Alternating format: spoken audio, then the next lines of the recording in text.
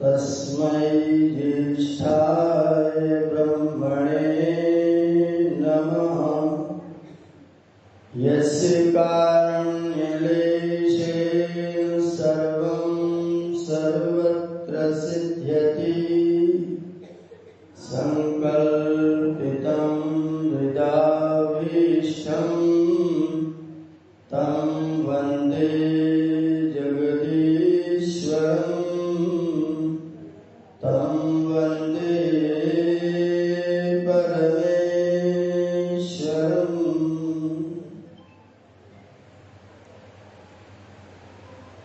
सभी मंचासीन सम्मानित विद्वद्गण एवं आर्य नेतृमंडल, सभा में समुपस्थित वंदनीय विरक्त वृंद, वंदनीय मातृशक्ति, समादरणीय सज्जन, प्रसन्नता का विषय है कि आपने 3 दिन तक योग, दैनिक यज्ञ एवं यज्ञ चिकित्सा आवासीय प्रशिक्षण शिविर में श्रद्धा, निष्ठा और भक्ति के साथ आपने इसमें अपना प्रतिभाग किया है। मेरे अत्यंत ही स्नेही और अत्यंत अनन्य आर्यवीर अरुण कुमार जी ने आपको प्रशिक्षित किया है। इनकी प्रशिक्षण की विधा बहुत क्रियात्मक, बहुत प्रायोगिक होती है, जिसको ग्रहण करके, प्रयोग करके व्यक्ति योग के मार्ग पर सरलता से आगे बढ़ सकता है। मैं खुद अपने गुरुकुल में शिविर लगा करके और आपके द्वारा वहाँ पर योग एवं यज्ञ प्रशिक्षण कार्य करवा चुका हूँ। आपने गुरुकुल में जाकर के प्रशिक्षण का अपना सत्र पूरा किया था और यहाँ आदरणीय आचार्य जी आपके मध्य में हैं और आपने उनसे बहुत कुछ सीखा होगा। संसार, इसका नाम संसार है।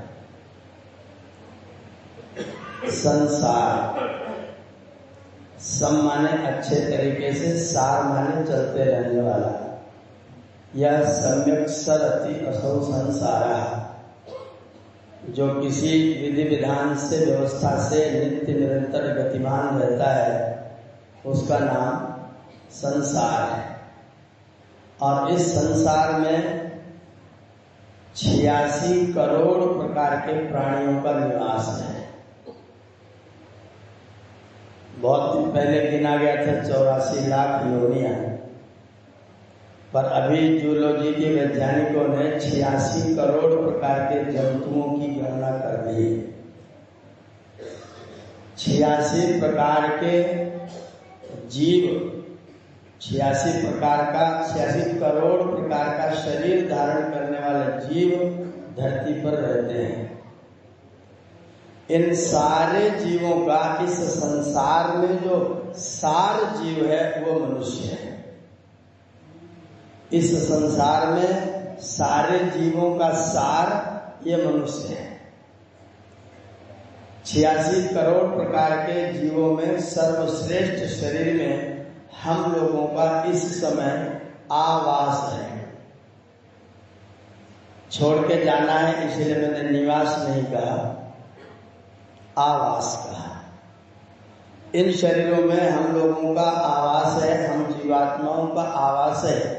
यह हमारे लिए अत्यंत सौभाग्य का विषय है और हमारे अनेक पुण्य कर्मों का परिणाम है कि हमको मानव के तन में रहने का, आवास करने का अवसर प्रभु परमात्मा ने अपनी न्याय व्यवस्था के आधार पर प्रदान किया है।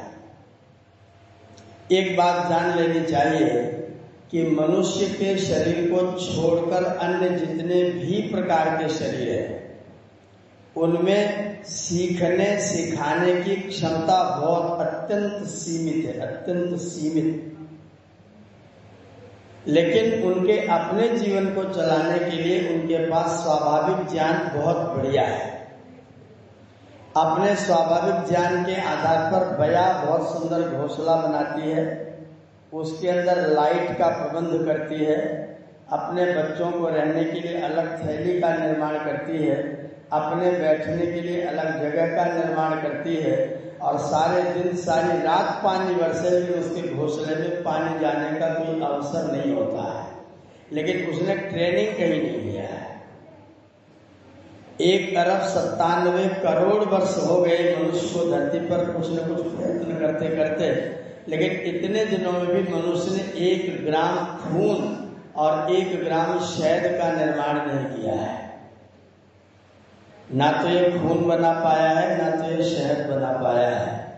शहद बनाने के लिए एक नन्हा सा छोटा सा जीव है मधुमक्खी, जो हमारे लिए मधु का निर्माण करती है, और हम मनुष्य लोग सारी बुद्धि रखते हुए भी उस शहद का निर्माण आज तक नहीं कर सके हैं और शायद कभी भी नहीं कर सकेंगे। उनके पास अपने जीवन को चलाने के लिए स्वाभाविक ज्ञान पर्याप्त मात्रा में है, जितने में उनका काम आराम से चल सकता है। गाय के बच्चे के पैदा होने के 15 मिनट के बाद अगर पानी में डाल देंगे तो वो तैर के बाहर आएगा, और 70 साल का मनुष्य का बच्चा बिना सीखे पानी में पड़ गया तो डेड बॉडी लाई जाएगी, तैर के पार नहीं आ सकेगा। उनके पास में स्वाभाविक ज्ञान इतना है कि वो अपना जीवन ठीक से चला सकते हैं। हमारे पास स्वाभाविक ज्ञान कम है, लेकिन हमारे पास सीखने की क्षमताएं अपार हैं। हम सीख बहुत सकते हैं, वो सीख नहीं सकते हैं। उनका जितना है उतना ही रहेगा, हमारा जितना है उसमें कोटि कोटि गुना वृद्धि हम कर सकते हैं। ये स्वतंत्रता मानव के तन में रहते हुए हमको और आपको प्राप्त है।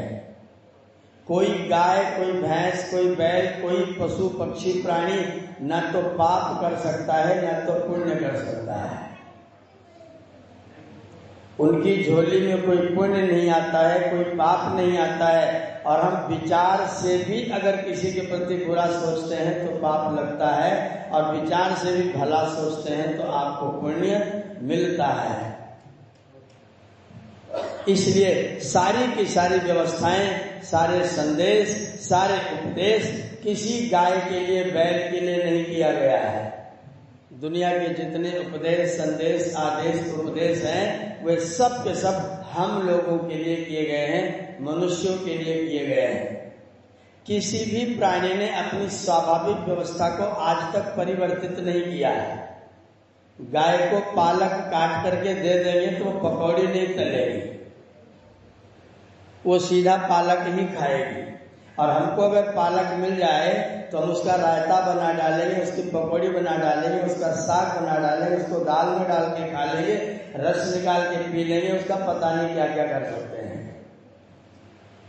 गाय ने, किसी पशु पक्षी प्राणी ने अपनी स्वाभाविक व्यवस्था का आज तक परिवर्तन नहीं किया। अमेरिका की गायें और भारत की गायें अगर आपस में मिले तो उनको अनुवादक नहीं ढूंढना पड़ता है।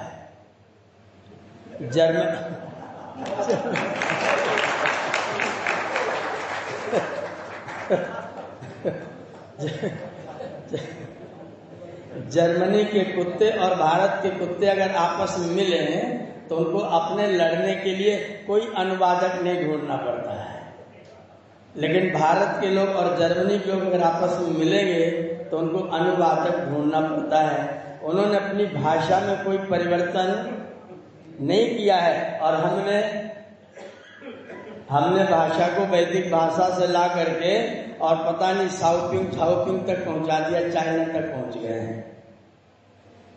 हमने भाषा परिवर्तित किया, हमने भूषा परिवर्तित किया, हमने भाव परिवर्तित किया। भाव इतना परिवर्तित किया कि कहीं तो प्रभाव में आ गए, कहीं तो अभाव में आ गए, स्वभाव छोड़ के बाकी सब जगह आ गए।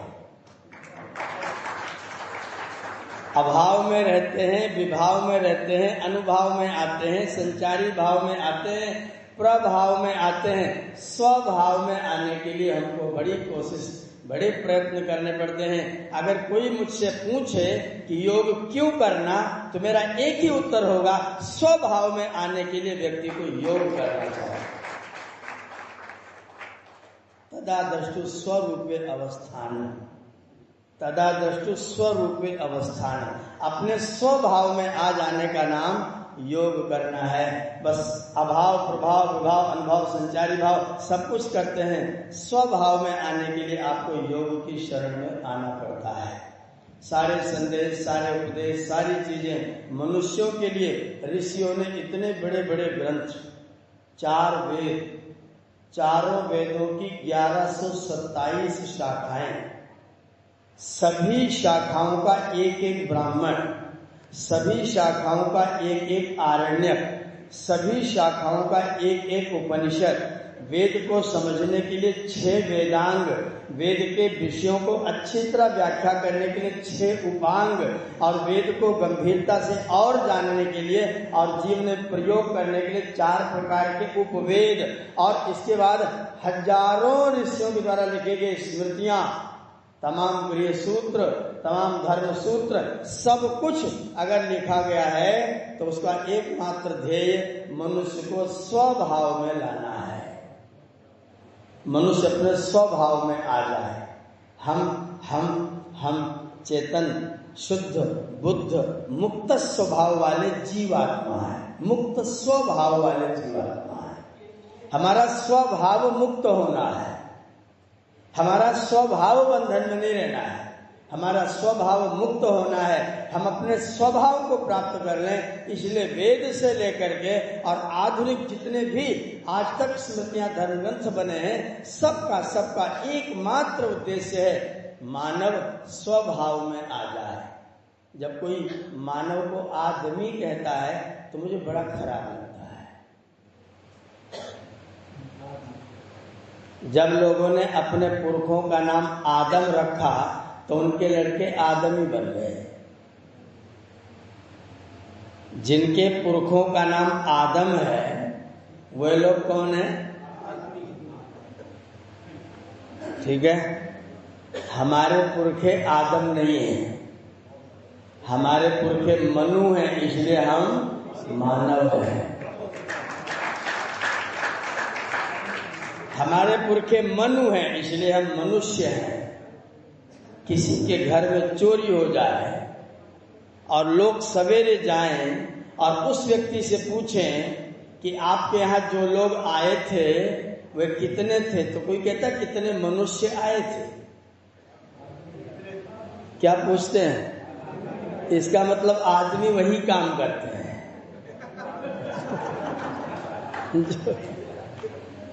जो आदमी होते हैं वो वही काम करते हैं।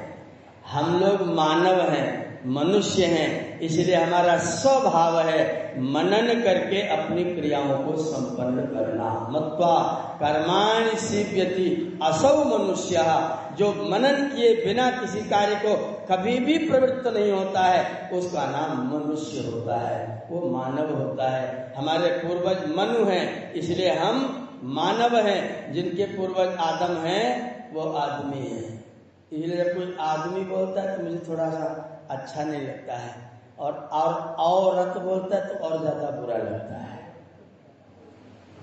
न आदमी ठीक समझता हूँ न औरत ठीक समझता हूँ। और धन रत बराबर और रत, और रत और में रत, अपने में रत न रह के दूसरों में रत रह जाए तो हमारे यहाँ तो महिला, नारी, देवियां, स्त्रियां, जाया, स्नुषा, भगिनी, माता, पुत्री, दुहिता, इडे, रंते, हव्ये, काम्ये, चंद्रे, ज्योते, दिते, सरस्वती, मई, विस्तृति, अग्न्या, हमारे यहाँ महिलाओं के इतने नाम हैं। औरत कोई नहीं है। एक बार हाथ पकड़ने के बाद एक के साथ ही सारी जिंदगी व्यतीत करते हैं। इसलिए हमारे यहाँ नारियां होती हैं, वह औरों में भी रहती रहती, इसलिए वो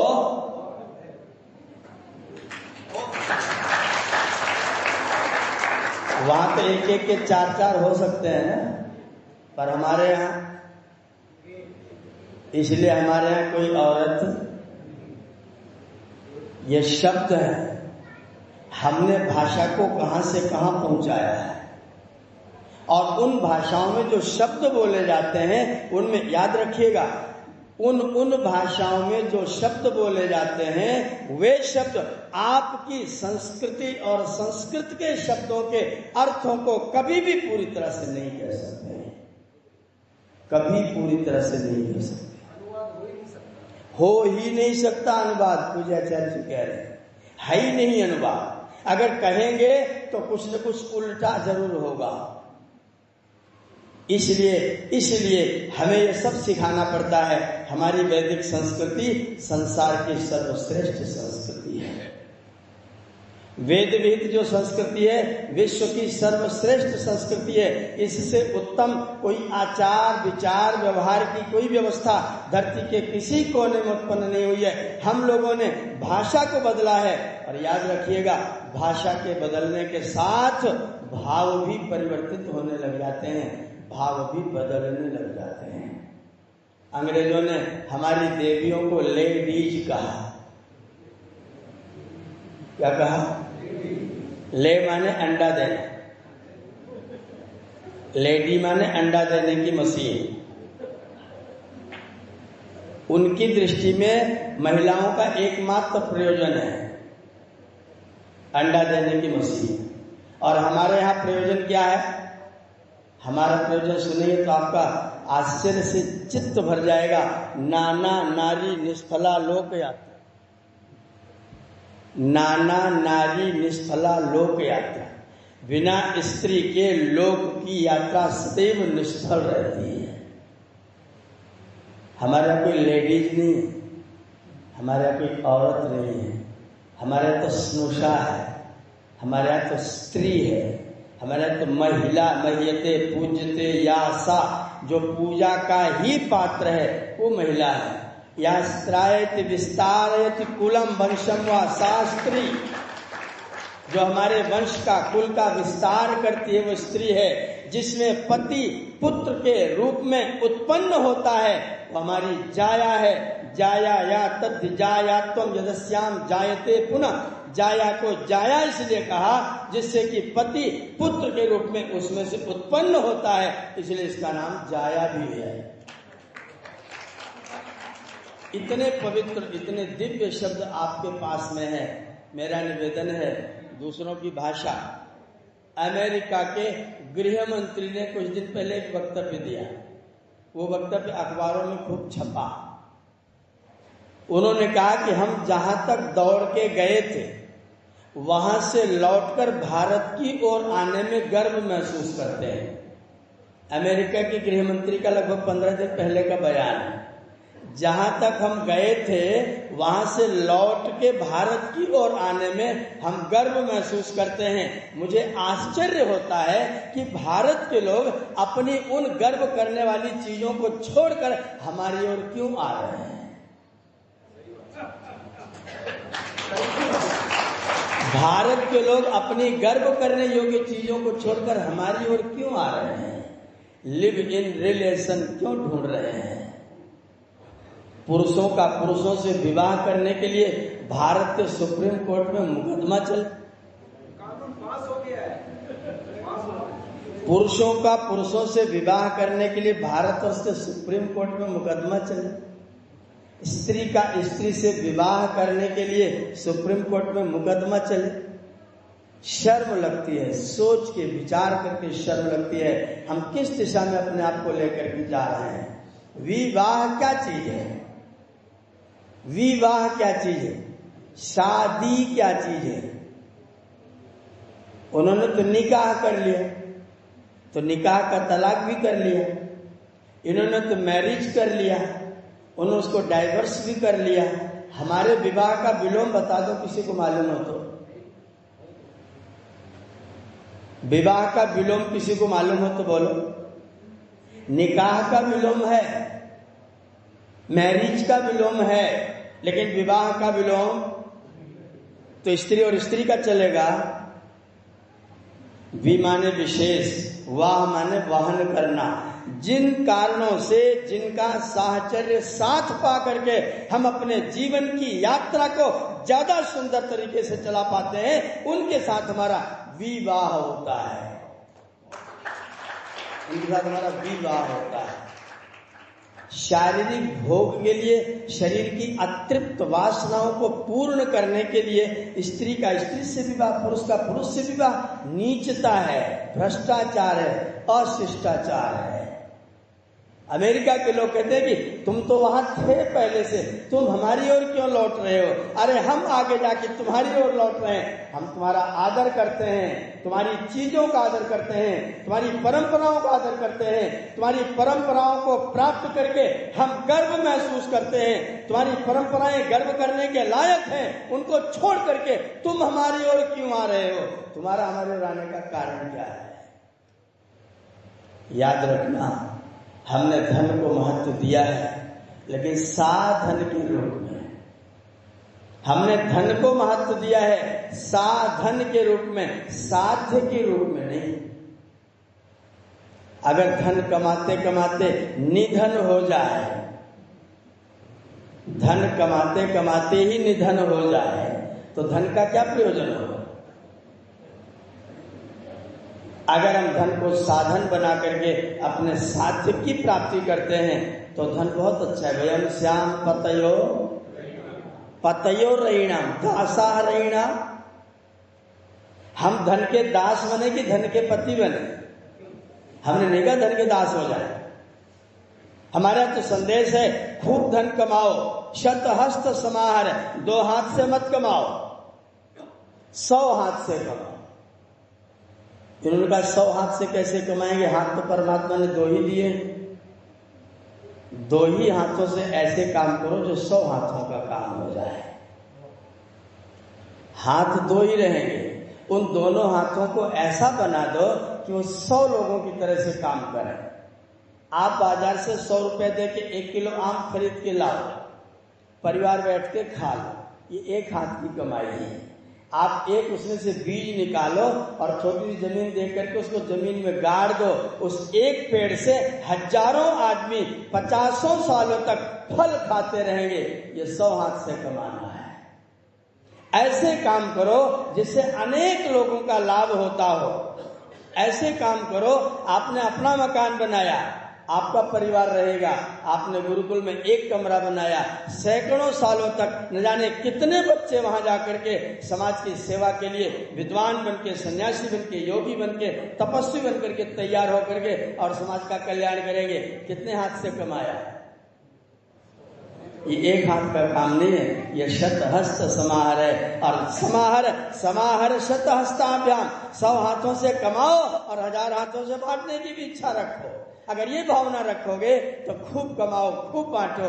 लेकिन रखने के लिए अगर कमाना शुरू कर दिया, तो इकट्ठा करने के लिए कमाना शुरू कर दिया, तो फिर कमाई का कुछ भी मतलब नहीं है।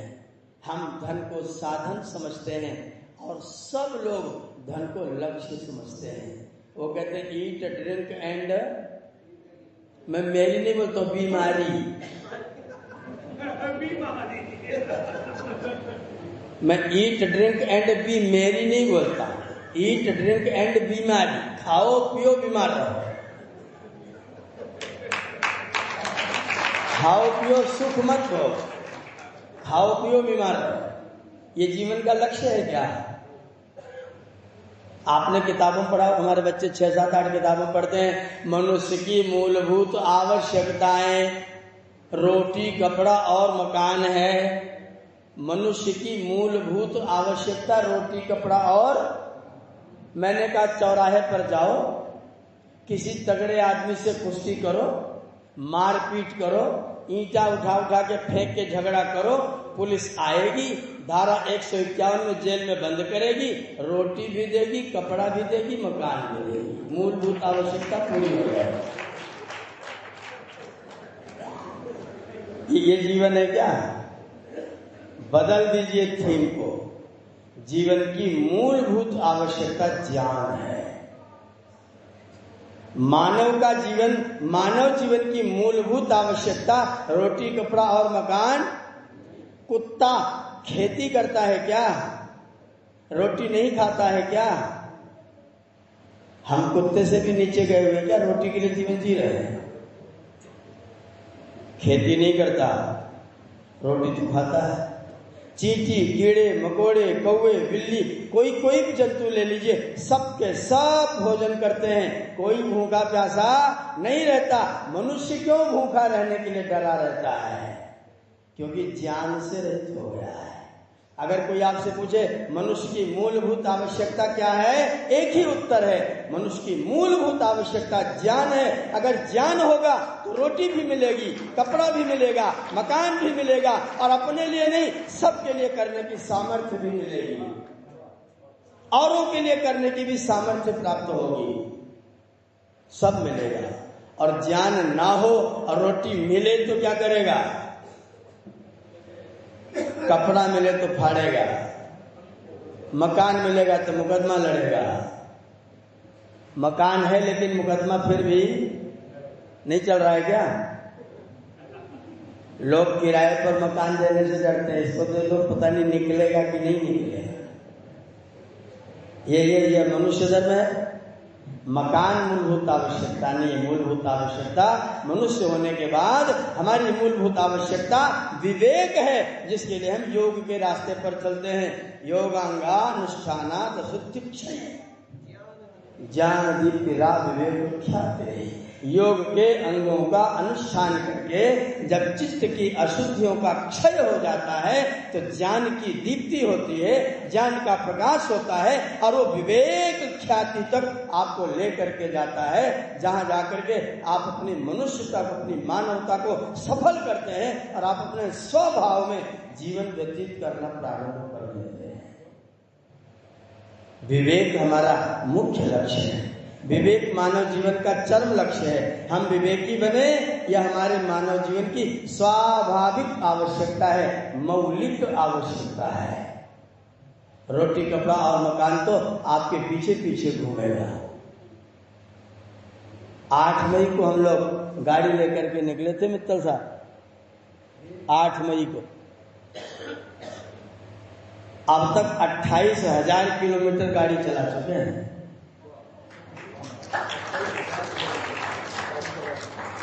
8 मई से यहां पहुंचने तक 28,000 किलोमीटर गाड़ी चला चुके हैं, और 8 मई से लेकर के आज यहां पहुंचने तक कभी होटल में भोजन नहीं किया है, घरों में ही भोजन किया है।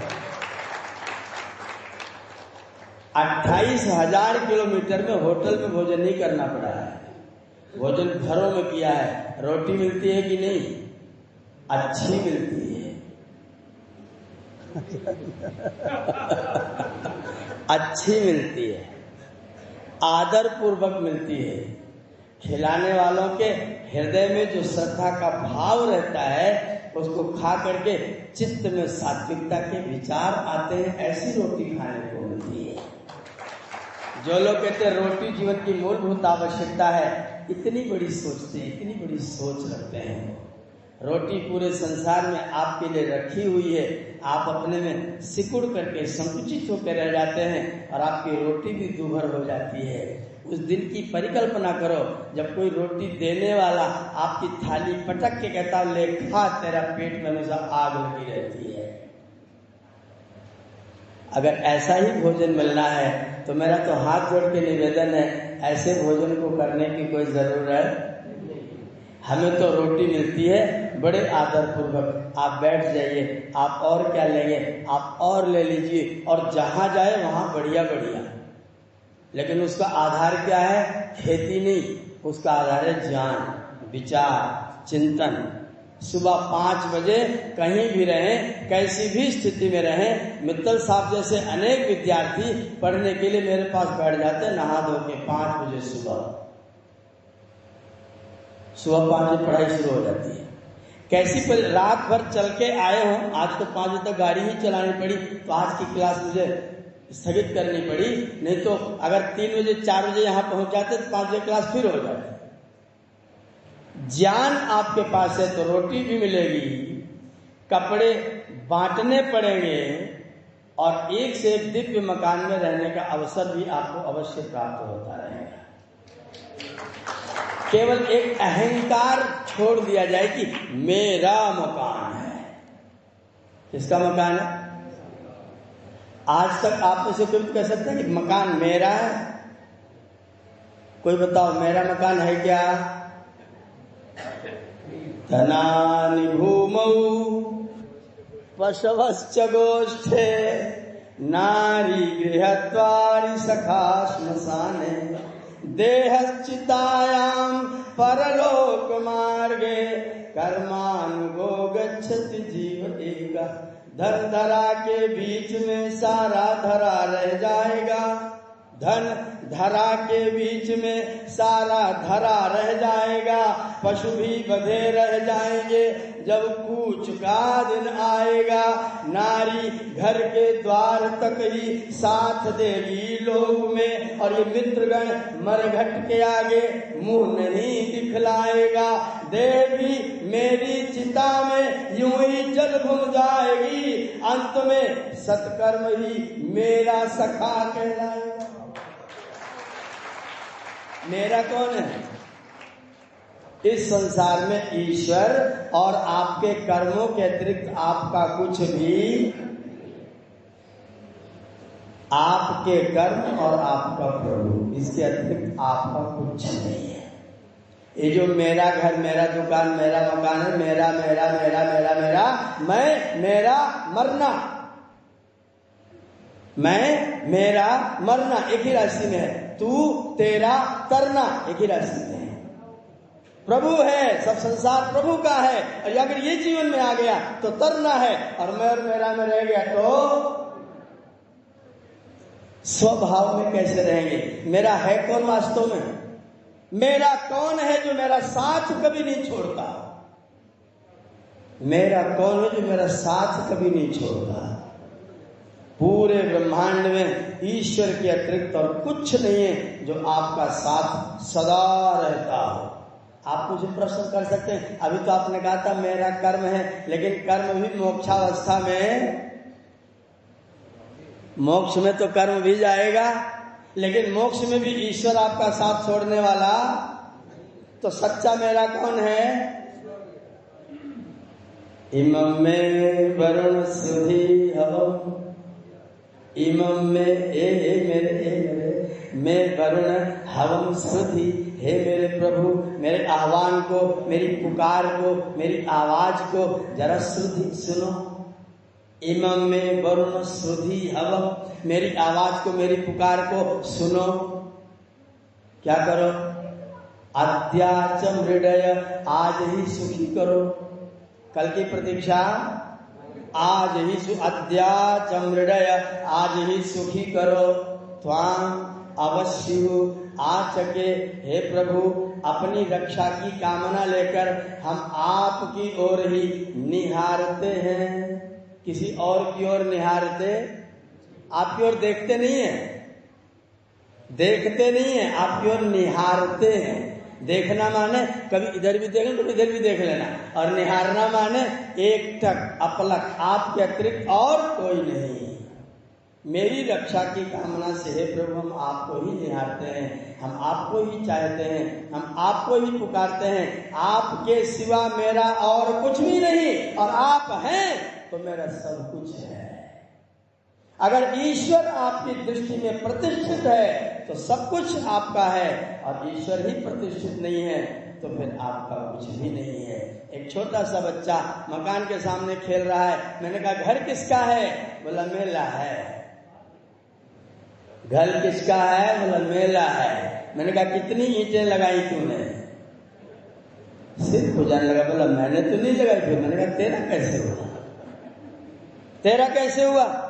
बोले मेरे पिताजी का है। मैंने कहा पिताजी का, तो फिर तेरा कैसे हुआ? बोले पिताजी का तो मेरा ही तो है। 3 साल का बच्चा बोलता है पिताजी का है तो मेरा ही तो है। अगर मेरा पिताजी परमपिता परमात्मा है तो सारा ब्रह्मांड मेरा ही तो है। अगर मेरा परमपिता परमात्मा मेरा पिता है तो फिर सारा ब्रह्मांड मेरा ही है। अगर वो पिता ही मेरा ना हुआ तो मेरा,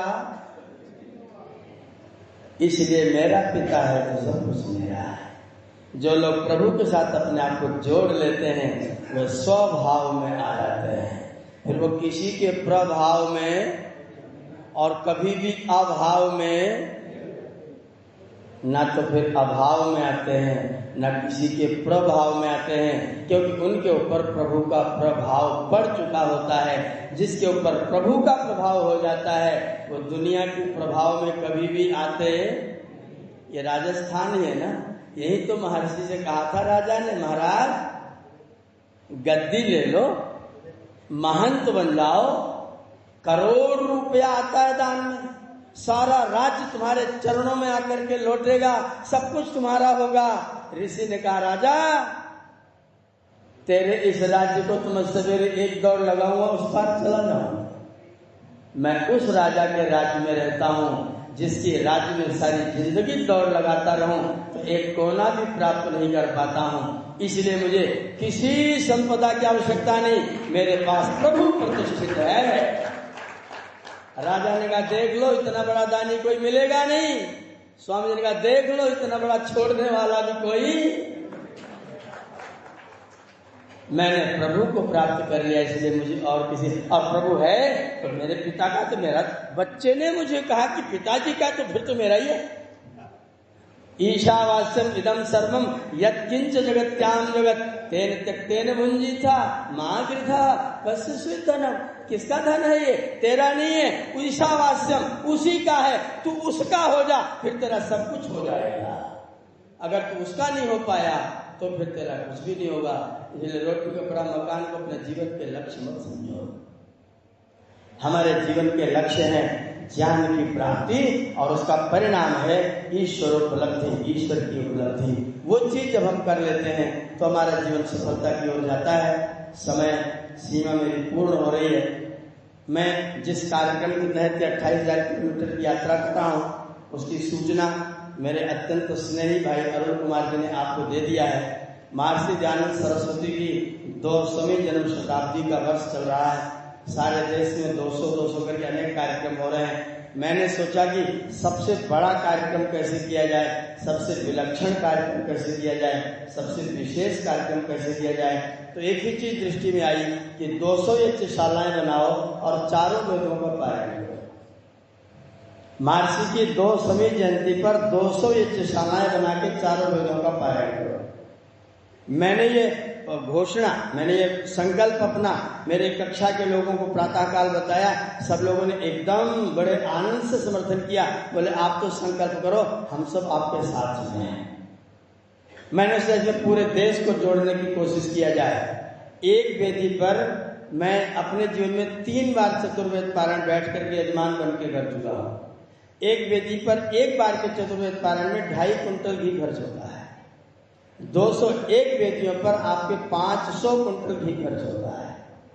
और वो घी भी व्यवस्था कितनी सुंदर हुई है कि गुजरात की गीर और काकरेज 2 प्रकार की शुद्ध देसी गायों का ही घी,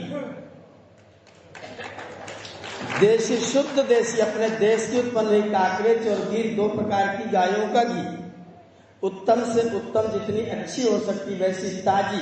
हमारे यहाँ कई लोग लगे हुए सामग्री ताजी काट करके, हरी सामग्री निकाल करके काट करके बनाने की तैयारी कर रहे हैं। अच्छी सामग्री लेकर के 200 वेदियों पर चारों वेदों का पारायण करें। पूरे भारत के विद्वजन एक मंच पर आकर के उपदेश संदेश करें और हम महर्षि की जय जयकार करें। 17 बार जिस व्यक्ति ने हमारे इस जीवन के लिए, आप आश्चर्य करोगे, महर्षि दयानंद सरस्वती के आने से पहले सांख्य दर्शन का पढ़ना पढ़ाना बंद हो गया था, वेदांत दर्शन का पढ़ना पढ़ाना बंद हो गया था, योग दर्शन का पढ़ना पढ़ाना बंद हो गया था। योग दर्शन के नाम पर योग वासिष्ठ किताब पढ़ी जाती थी, सांख्य दर्शन के नाम पर सांख्य कारिका पढ़ी जाती थी, वेदांत दर्शन के नाम पर वेदांत सार पढ़ा जाता था और न्याय के स्थान पर तर्क संग्रह पढ़ा जाता था और वैशेषिक के स्थान पर अर्थ संग्रह पढ़ा जाता था।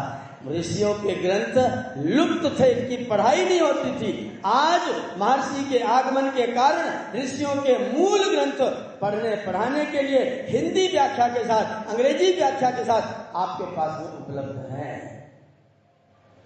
कपिल, कणाद, गौतम, जैमिनी ऋषियों को अगर जीवित करने का कार्य किसी ने किया है तो उस व्यक्तित्व का नाम महर्षि दयानंद सरस्वती है। ऋषियों को जीवित करने का कार्य। वेद का अर्थ करने पर आज भी हमारी पौराणिक परंपरा ये मानती है कि वेद का अर्थ कर दोगे तो वेद पौरुषेय हो जाएगा, वेद का अर्थ नहीं करो तो वेद अपौरुषेय रहेगा, इसलिए वेद का अर्थ नहीं करना चाहिए। वेद का अर्थ नहीं करना चाहिए। अब वेद का अर्थ अगर नहीं किया जाएगा, मैं मंत्र पढ़ूंगा तो आपके क्या समझ में आएगा? तो फिर वेद को पढ़ने की कोई जरूरत, पंडित जी लोग पढ़ लेंगे, मंत्र पढ़ के आहुति दिलवा देंगे, वेद हमारे पास नहीं रहेगा। महर्षि दयानंद सरस्वती आए और उन्होंने देखा कि इस दुनिया में, इस संसार में जब सूरज नहीं उगा रहता है तो तारे टिमटिमाते हैं, जब वेद का सूरज अस्त हो जाता है तो योग वासिष्ठ और वेदांत सार जैसे तारे पैदा होते हैं, इनका प्रचार प्रसार होता है। इसलिए जब वेद का प्रकाश होगा तो सारे तारे समाप्त हो जाएंगे, इसलिए वेद जनता को पकड़ाना चाहिए। और महर्षि ने वेदों का भाष्य संस्कृत में, हिंदी में करना प्रारंभ किया और आज की तारीख में चारों वेदों का भाष्य हिंदी में, तमिल में, गुजराती में, अंग्रेजी में, संस्कृत में आपके पास उपलब्ध है। अगर ये कृपा करने वाला कोई व्यक्ति है तो उसका नाम महर्षि दयानंद सरस्वती है। ऐसे महर्षि को श्रद्धांजलि देने के लिए बड़ा कार्यक्रम व्यापक स्तर पर करने का आयोजन 1870 में महर्षि दयानंद प्रयागराज में पत्थर की सीढ़ियों पर नंगे बदन सोते थे। 10 दिन तक माघ के मेले में स्वामी जी रहे। पत्थर की पटिया पड़ी है, उसके ऊपर नंगे बदन, तब कपड़ा भी नहीं पहनते थे। रात को नंगे बदन वहां सोते थे और दिन भर मेले में प्रचार करते थे। उसी जिस मंदिर पर स्वामी जी सोते थे, उसी मंदिर के सामने यज्ञशाला बना करके हम अपने आप को कृतकृत्य करेंगे कि ऋषिवर, जहां आपने बैठ करके तपस्या करके वेदों की अलग जगाई थी, वहां हम चारों वेदों का गायन अपने गुरुकुल के ब्रह्मचारियों और ब्रह्मचारियों के मुखारविंद से कराएंगे और उनको सुनेंगे और अपनी सुंदर आहुतियां प्रदान करेंगे। ये संकल्प लेकर के मैं निकला। आदरणीय आर्य पुष्प मोहन जी, अभय मोहन मुनि जी, हमारे आदरणीय मित्तल जी, हमारे आदरणीय श्रुतिशत मुनि जी, आदरणीय सत्यार्थ मुनि जी, ये सब लोग, ये सब तो हमारे गुरु भूमि में जाकर के दीक्षित हुए लोग हैं। आदरणीय सत्यार्थ मुनि जी, श्रीमान श्रुतिशत जी, ये आप यहाँ पर आपने मोहन मुनि जी को भी हमें सौंप दिया है। तो ऐसे मैं 200 मुनि ढूंढ रहा हूँ। इस मेले के लिए मैं 200 मुनि ढूंढ रहा हूँ। अगर तब तक 200 नहीं मिले तो नए 200 बना के फिर ये करवाऊंगा। अगर 200 बने बनाए न मिले तो 200 बना के फिर ये करवाएं। ये बड़ा व्यापक, बहुत बृहत स्तर का कार्यक्रम यहाँ पर है। पत्रक आपके पास आया है, उसमें शामिल होने के लिए व्यवस्था बनाने के लिए आवेदन पत्र बाहर मेज पर है, उपस्थित है, आप उसको ले लेंगे, आवेदन पत्र भरेंगे। मैं आपसे हाथ जोड़ के करबद्ध निवेदन करता हूँ, अधिकतम संख्या में आकर के आपके ऊपर जो महर्षि का उपकार है उस ऋण से पूर्ण होने का थोड़ा प्रयत्न हम सब लोग मिल करके करेंगे। इस निमंत्रण के साथ मैं कुछ समय थोड़ा सा अतिरिक्त मैंने लिया है, उधार कोई बात नहीं, फिर कभी मौका मिलेगा तो लौटा दूंगा। इस समय के लिए आपने मुझे बुलाया, आमंत्रित किया और मेरी बात को बहुत ध्यान से सुना, इसलिए आप सबका धन्यवाद करते